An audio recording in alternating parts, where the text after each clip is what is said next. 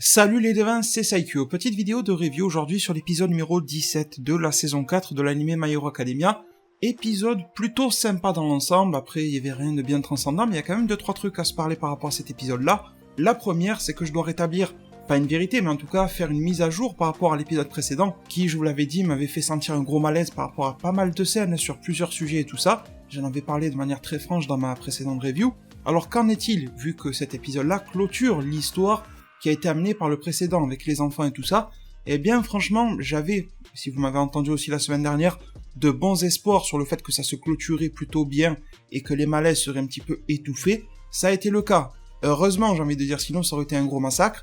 Ils n'ont absolument pas remis le couvert par rapport aux trucs un petit peu bizarres, voire dégueulasses parfois, par rapport aux enfants. Sur aucun des aspects d'ailleurs qui étaient malaisants, rien n'est revenu sur le devant de la scène, et tant mieux. Je m'attendais un petit peu à mieux sur la manière de clôturer ce petit événement avec les enfants. Au final, ils ont fait ce qu'on aurait fait avec n'importe quel enfant, entre guillemets normal, sans pouvoir dans la vraie vie, de les occuper, de les impressionner, de leur jouer des tours un petit peu pour les émerveiller. C'est tout ce qu'ils ont fait, et en fait, ça m'a fait un petit peu bizarre que cette solution-là, ils avaient plus ou moins tenté de l'essayer dans l'épisode 16. C'est vrai qu'ils l'avaient tenté de manière individualiste, regardez, moi je fais des flammes, des machins, et peut-être que la moralité est là, c'est que comme ils nous ont montré que les petits-enfants ont des haltères qui évoluent au fil du temps, parce qu'il y a une sorte de métissage des haltères, ça c'est très intéressant d'ailleurs comme notion, qui fait que les haltères se mélangent et donnent des choses un petit peu hybrides, mais beaucoup plus puissantes et beaucoup plus dangereuses aussi pour ceux qui vont l'utiliser. Ça peut être très intéressant pour l'avenir, en termes de super-héros, mais aussi de super-vilains, avec un super-vilain qui serait justement le fruit d'un métissage de certains haltères, et en plus ça garderait le petit côté naturel, que c'est la poursuite naturelle de l'évolution humaine dans My Hero Academia qui donne ça, et non diverses drogues et manipulations de All for One qui font que les haltères bougent par la science ou quoi. Non, là c'est tout à fait naturel, les haltères évoluent, et j'aime beaucoup, je préfère cette version-là de modification des haltères, plutôt que de dire que 2-3 contes dans l'histoire vont faire des piqûres à des gens, et tout va changer. Je trouve ça plus intéressant. Donc c'est un épisode qui a rattrapé clairement le malaise de la semaine dernière, mais qui de manière globale m'a pas énormément intéressé, parce qu'au final la leçon de la moralité par rapport aux petits-enfants, elle a rien de très éblouissant, je pense qu'on est d'accord. Disons que cet épisode-là, et même le précédent, si on enlève le malaise, c'est comme si on te filait quelques cacahuètes avant de te filer le plat principal, mais le truc c'est que là, on est au 17 et il y en aura 24 ou 25, et je ne sais pas s'ils vont nous servir un plat d'ici la fin de la saison. Je leur fais confiance, mais là ça reste très très court, et j'ai plus l'impression qu'on va être sur une sorte de teasing pour la prochaine saison, ou je sais pas, pour un film, ou je sais pas comment ils vont continuer, très probablement par une saison en animé, mais je pense plus que ça va se finir sur ça, que sur la conclusion d'un arc. D'ailleurs c'est pas en 5 ou 6 épisodes que vraiment on peut s'attendre à un arc. En tout cas, encore une fois, les lecteurs du manga, n'hésitez pas à me dire si vous pensez que quelque chose de très impactant, à la manière un petit peu de Overall ou autre, peut se passer en si peu d'épisodes. Pour continuer sur cette intrigue de début qui a été clôturée par rapport à l'épisode 16, j'ai été légèrement, c'est pas très grave du tout, mais j'étais légèrement déçu de l'enfant là, je sais même pas comment il s'appelait, le petit blond toujours adossé à son mur, qui avait l'air d'être la tête pensante du groupe et tout ça. Il y aurait peut-être eu une stratégie à mener par rapport à tout ça. Il n'a pas de pouvoir spécial d'après ce que j'ai compris, ça aurait été très intéressant. Nouvelle génération, ils sont jeunes, ils ont des haltères de fou. Lui, il aurait pu très bien avoir un truc. Et c'est vrai que ma théorie de la semaine dernière, c'est pas parce que j'ai la rage qu'elle s'est paralysée que je vous dis ça, mais elle aurait pu quand même prendre du sens, dans le sens où je vous disais que ce petit enfant, on avait Bakugo qui avait un lien avec lui, un lien de rivalité si on peut dire ça comme ça. On avait également Bakugo qui nous avait fait comprendre qu'il aurait peut-être un leader dans le groupe, qui les conditionnait à tous les enfants à être comme ça. Ça aurait pu être lié à l'alter du plus petit qui lui avait l'air d'être très intelligent. Il aurait pu avoir un alter lié à ça, lié à l'intelligence et la manipulation de l'esprit et de la conscience des autres. Ça n'a pas été le cas. D'ailleurs on aurait pu voir que là vraiment les alters évoluent d'une manière intéressante et dangereuse à la fois. Ça n'a pas été le cas ici. Et au final il a même été en dessous de la normalité, parce qu'on l'a même pas réellement vu à l'œuvre. Sauf si j'ai raté, peut-être qu'il l'a fait en arrière-plan ou quoi, mais en tout cas je ne l'ai pas vu. Autre chose par contre c'était bien, et ça j'ai oublié de le dire pour l'épisode 16, parce que c'est un point positif entre le 16 et le 17 partagé, l'humour marche plutôt bien. En particulier, et ça m'a beaucoup étonné, avec le fameux gang Orca. J'ai trouvé que ça marchait bien, on est d'accord c'est pas du grand humour, c'est vraiment pour faire rire la jeunesse et tout ça, mais ça marchait très bien, et je trouve que c'est bien d'avoir une œuvre My Hero Academia. Je sais pas si ça vous faisait rire énormément dans le passé, il y a toujours eu 2-3 phases drôles et tout ça, ça a jamais été trop drôle non plus, je regarde pas MHA pour me taper des barres, vous voyez ce que je veux dire? Donc là je trouve que c'est plutôt intéressant qu'ils en rajoutent un petit peu. Après il faut pas que ça devienne une partie majoritaire de l'œuvre, en rajoutant un petit peu de qualité comme ça a été fait là, ça devient une œuvre un petit peu plus complète et ça fait toujours plaisir. Alors ensuite, c'est plus très lié aux enfants, quoique, mais bon, c'est dans la poursuite de ça. Le cas de Kemi m'intrigue beaucoup, j'en ai pas parlé la semaine dernière et j'aurais dû, mais bon, l'épisode 17 en reparle donc c'est cool. Eh bien son cas est très particulier, très spécial, son amnésie suite à ce qui s'est passé, le fait qu'elle a été la cible, pas que elle, il y a aussi son école, mais bon, voilà, de manière générale, elle a été la cible. Et là, franchement, j'ai pas de théorie, comme j'avais pu en sortir sur Endeavor et finalement ça s'est réalisé, comme j'ai pu en sortir une sur le petit enfant et celle-là ne s'est pas réalisée. Là, sur le cas de Kemi, franchement, je bloque, je ne sais pas pourquoi. Est-ce qu'elle pourrait être une cible intéressante? J'avais pensé au fait que peut-être elle était un doublon, qu'elle avait été créée par un des vilains de chez Shigaraki. Il y en a plusieurs qui ont des moyens de refaire des clones ou de la cloner elle-même, etc. Il y a plusieurs alters comme ça, similaires dans le gang de Shigaraki. Mais finalement, ça n'a pas l'air d'être le cas, sauf si vraiment ça cache extrêmement bien son jeu. En plus, elle a utilisé son alter, carrément. D'ailleurs, je le trouve un petit peu cheaté, parce que même All Might et Endeavor avaient l'air d'être pris dedans, bien que je pense qu'ils en auraient rien à foutre. Dans un combat réel, si All Might avait ses pouvoirs, ou si Endeavor se donnait à fond, je pense qu'ils briseraient ça assez facilement. Malgré tout, ils ont été pris dedans.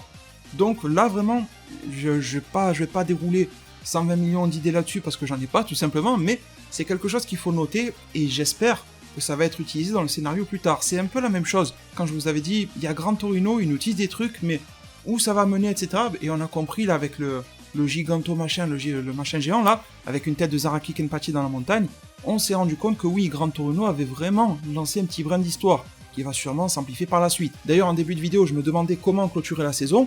On peut la clôturer sur une grosse intrigue par rapport à ce giganto machin, ça pourrait être intéressant, et ça pourrait faire du suspense pour la saison prochaine. Donc voilà, ce cas de Kemi, c'est un petit peu une espèce de foreshadowing, j'en ai l'impression, du foreshadowing quand même, qui pète l'écran, c'est pas caché du tout.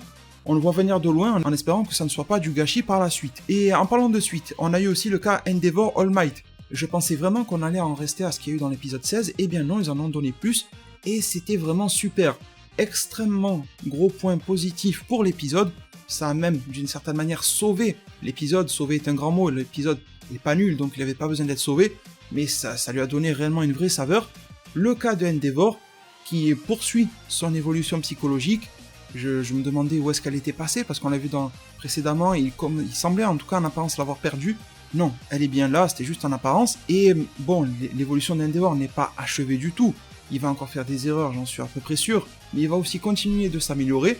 On a eu All Might qui a continué à lui faire une certaine morale, entre gros guillemets, c'est plus de l'ordre du conseil que de la morale, et on avait Endeavor qui, encore une fois, arrive tant bien que mal à accepter sa place de deuxième, et qui prend beaucoup, vraiment, pour un cas comme ça, avec un ego surdimensionné, je suis sûr que c'est le type de personnage dans l'écriture qui prend énormément sur lui pour en arriver à être dans une situation qui, entre gros guillemets, le rabaisse, mais je pense vraiment que même si, par fierté, par ego, on serait tenté de dire « Regardez Endeavor, et il nous fait une Vegeta qui pleure face à Goku, tout ça », c'est vrai, c'est le cas, mais en même temps, c'est quelque chose qui le tire vers le haut, j'en suis sûr, c'est quelque chose qui l'honore, et je pense que c'est plus comme ça qu'il faut apprécier l'écriture de Endeavor.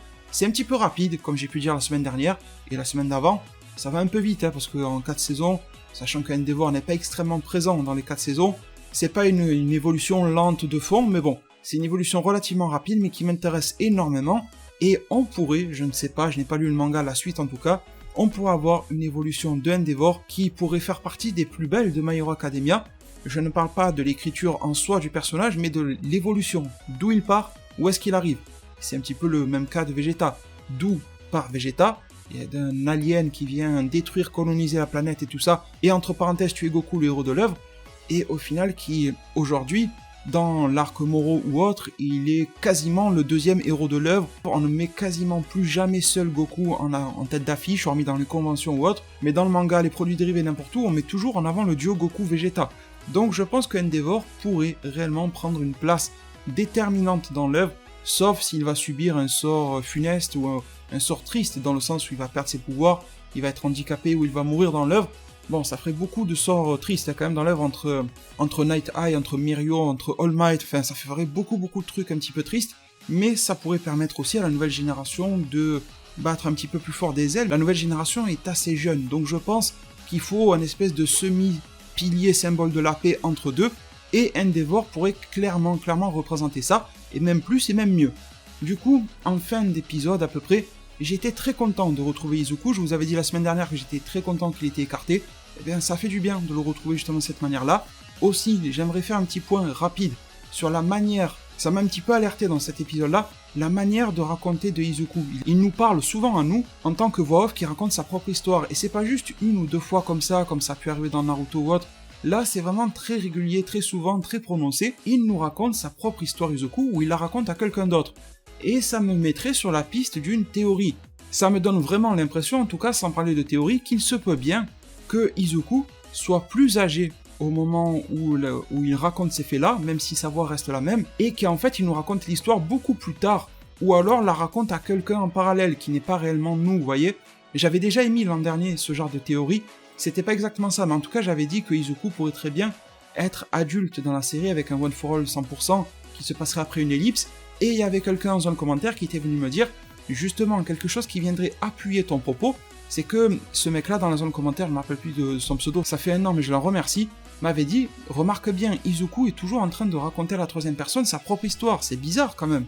Et ça avait alors renforcé la théorie du Izuku jeune adulte, pas extrêmement grand, mais 19, 20 ans, un truc comme ça, en tant que héros professionnel, qui aurait pris quand même en gabarit, mais qui aurait pris en maturité, en expérience, en pouvoir, qui serait hors de l'école, peut-être professeur ou quoi, mais en tout cas qui serait un héros pro, et qui raconte à je ne sais qui, peut-être au successeur qu'il est en train de former, parce que peut-être que contrairement aux prédécesseurs, là je vais loin, j'invente, que contrairement à ses prédécesseurs, Izuku, qui lui pense beaucoup, réfléchit beaucoup, va se dire, le successeur, je vais pas le trouver quand je serai à moitié mort, mais je vais le trouver très jeune, et je vais pouvoir l'accompagner, ce genre de choses. Après tout, je ne crois pas qu'il y ait une règle, sauf si je me trompe, qui impose le fait que le successeur du One for All soit un jeune, très très jeune, comme a pu l'être Izuku. On n'est pas obligé d'aller chercher dans les écoles, je pense qu'un alter peut se passer même à quelqu'un d'un petit peu plus grand.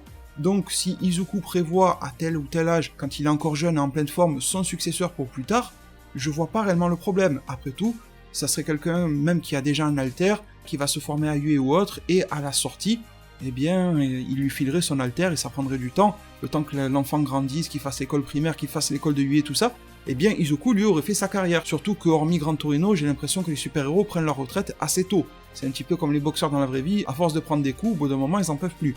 La preuve avec All Might. Donc ça pourrait être intéressant si vraiment l'histoire était contée comme ça, et si jamais la théorie ne vous parle pas trop, bien je ne suis pas expert de One Piece, mais je crois bien qu'on a des théories similaires sur One Piece, c'est de la théorie, attention, c'est pas du spoil du tout, de la pure théorie, où certains fans théorisent que One Piece serait raconté, ou en tout cas l'histoire de Luffy serait racontée par Usopp une fois que Luffy serait mort, c'est-à-dire beaucoup plus tard. Et en fait, le récit qu'on en voit là, à la fin de l'œuvre, genre t'as Usopp qui est en train de la raconter à je ne sais qui, à des peuples ou ses enfants, peu importe. Et Luffy ne serait déjà plus de ce monde. Donc il y aurait un petit peu ce côté externe pour raconter l'histoire, alors que le héros dont on nous conte les histoires a déjà bien progressé ou n'est déjà malheureusement plus de ce monde. Ça pourrait être intéressant vu de ce point-là, avec quelque chose de plus heureux pour Izuku, il serait quand même en vie, en pleine forme, en train d'être un héros. Ça peut être intéressant. Autre chose dans l'épisode pour conclure, et on passe dans un tout autre contexte, la partie avec l'autre là, celui qui envoie des rayons laser par son ventre, celui qui répond alors au nom de Yuga Aoyama. Il le sous-titre Yuga, mais à chaque fois Izuku dit Aoyama, donc bref, on l'appelle comme on veut. Et il est très bizarre celui-là, en tout cas, il était un peu space auparavant, mais il était cool, il était drôle. Dans l'épisode là, il s'est retrouvé extrêmement bizarre, à foutre des gros morceaux de fromage dans la bouche de Izuku sans qu'il s'en rende compte. Vraiment des scènes absolument loufoques, et ça m'a beaucoup fait rire. Même si je comprenais rien du tout, il était en mode dégustation de fromage très très chelou. J'ai pas trop compris, j'étais perdu, je pensais que ça serait une intrigue qui allait durer sur plusieurs épisodes en fait, et non, ça a duré que quelques minutes. Ça s'est plutôt bien terminé. J'ai trouvé ça bizarre, et finalement tout va dans l'ordre avec un soupçon. C'est vrai qu'on a eu le petit frisson de se dire, est-ce que Aoyama a compris pour le One for All? Mais finalement non, ou en tout cas c'est ce qu'il prétend, il dit non Izuku, j'ai remarqué que toi et moi nous sommes pareils, nos alters ne sont pas faits pour nos corps, etc. Donc j'ai pas senti de vice ou de feinte de la part de Aoyama qui aurait fait genre « Ah, je te balance une fausse excuse pour te montrer que j'ai compris ». Je pense vraiment que Aoyama a compris qu'il y avait quelque chose de bizarre en Izuku, mais qu'il a terminé avec la mauvaise conclusion. Je ne pense pas qu'il y ait quelque chose de caché, une double pensée de sa part ou autre. J'ai trouvé ça intéressant, surtout que le perso est généralement excentrique, ça faisait un petit peu peur, d'une certaine manière, toute proportion gardée, quand le mec se ramène sur le balcon d'Izuku en pleine nuit pour laisser du fromage avec un message. Ben ça fait serial killer, vous voyez, donc je me demandais, est-ce que le mec est complètement taré? Et donc oui, il est taré, mais pas à ce point-là. Et c'était juste, en fait, une manière extrêmement excentrique d'exprimer les sentiments qu'il pouvait ressentir, les sentiments amicaux et de confrères héros, à Izuku, d'une manière extrêmement particulière. Pourquoi pas? Ça a été plutôt bien expliqué dans l'épisode, ça a été plutôt bien amené, plutôt bien conclu, plutôt bien raconté au milieu. Pourquoi pas, c'est pas quelque chose auquel j'adhère énormément, mais ça passe. Du coup, on en arrive à la fin de l'épisode, avec la promesse d'un prochain bien évidemment. Je me demande ce que va être la suite et fin, je vous ai parlé du Giganto Maki je ne sais plus quoi. Ça peut être intéressant de le remettre au goût du jour pour les derniers épisodes restants, on pourrait mixer ça avec la team des super vilains, avec Endeavor, pendant que les jeunes s'entraînent, ce fameux entraînement pour obtenir 2 coups spéciaux. Il y a aussi l'intrigue du One for All à 100%, je pense que là on en est assez loin, il y aura sûrement des étapes longues et surprenantes avant d'en arriver là. Je pense aussi que Izuku doit grandir et que son corps doit se renforcer pour y arriver. On a souvent vu, et déjà on voit que Izuku a grandi, et on le voit souvent avec des haltères, ce genre de choses. Donc il y a aussi ce renforcement physique qui est nécessaire, et ça il pourra y arriver en s'entraînant, mais aussi avec le temps. Le temps le fera grandir, il le fera se construire. Sauf si on nous sort un haltère qui peut faire vieillir les gens plus rapidement que prévu, mais bon, je ne sais pas.